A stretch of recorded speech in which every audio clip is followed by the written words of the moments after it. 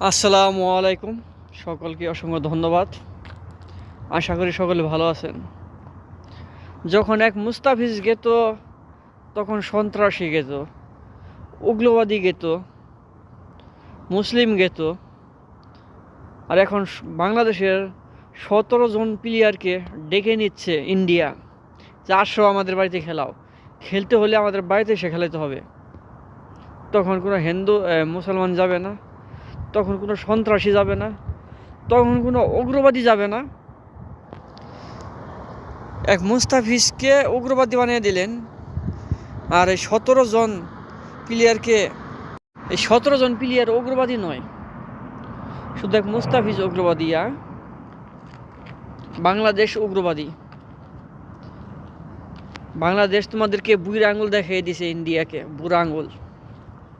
বুড়া আঙুল কি বুঝেননি? বাংলা